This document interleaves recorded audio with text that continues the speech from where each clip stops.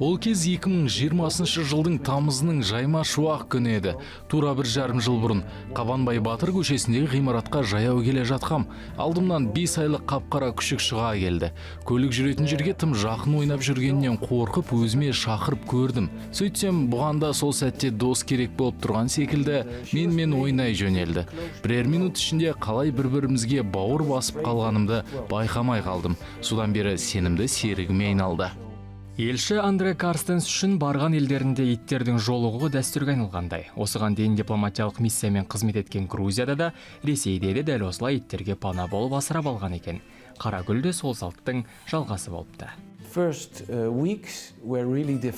Алғашқы апталар шынымен қиындау болды. Себебі оның өз тәртібі мен үйренген әдеттері бар сияқты болып көрінді. Мысал, дәретке отыруды тек пәтер ішінде ғана жасай алатын. Мен оны сағаттап жетектеп жүрсем де далада дәреттемейтін, шыдап жүре беретін. Содан Динара есімді досым бір кеңес берді.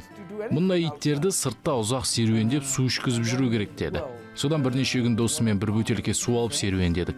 Барынша су ішкізуге тырыстық. Бір кезде әрең дегенде кіші дәретке отырғанда уралап қатты қуанып кеттім. Дереу сол қылығына сыйлығын бердім. Бұл мысал итті баққанда шыдамды болудың қажеттілігін айқындайды. Бәрі бірден біз ойлағандай болып кетпейді. Біраз уақыт өту керек. Итіңіздің тәрбиесінде жақсы әдеттерге үйретудің тамаша жолы әр кішкентай жетістігі сайын оған сыйлық беріп отыру керек. Ешқашан жазаламаңыз, күш қолданбаңыз. Ол кері әсер етуі мүмкін. Иттер үшін ең дұрысы сондай позитивті бағытты ұстануыңыз. Андре мырза Қарагүлді жолықтырғанға дейін өмірінде бір бостық сезімінің бар болғанын жасырмады. Сол бостықты толтырып, қауырт жұмыстан шаршап келгенде керемет көңіл күй мен қайтарымды талап етпейтін махаббат сыйлайтын досының барына риза.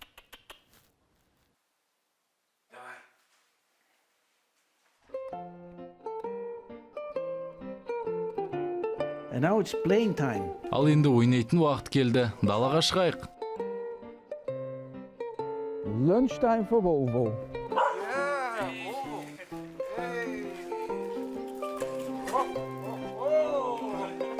Андре мырзаның Қарагүлден бөлек Бұлбұл есімді тағы бір итінің барын білдік. Оның да оқиғасын қысқаша баян етті. Әйеліммен және қызыммен серуендеп қайтып келе жатқанбыз. Дала тас қараңғы. Қарагүл екеуміз үйге таяй бергенде аяғымызға домаланған қара бірдеме соғыла кетті. Сөйтсек ит екен. Тағы үлкенірек екі ит абалап артынан қуалап келе жатыр екен. Әбден қорқып пана сұрап тұрғанын қос жанарынан қыңсылауынан сезіліп тұрды. Дереу аулаға кіргізіп алдық. Артынша ветеринарға қаратып, тиісті екпелерін салғыздық. Паспорты да бар. Қазір бізге бауыр басып Қарагүлдің ойнайтын жақсы досы болып қалды.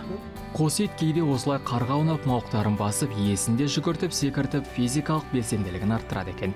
Осы сюжетке қарап, бірақ төсті мен де жетектеп жүрсем, не ит баққым келеді, бірақ уақытым жетпейді ау десеңіз, Андре мырзаның тың кеңестеріне құлақ түріңіз.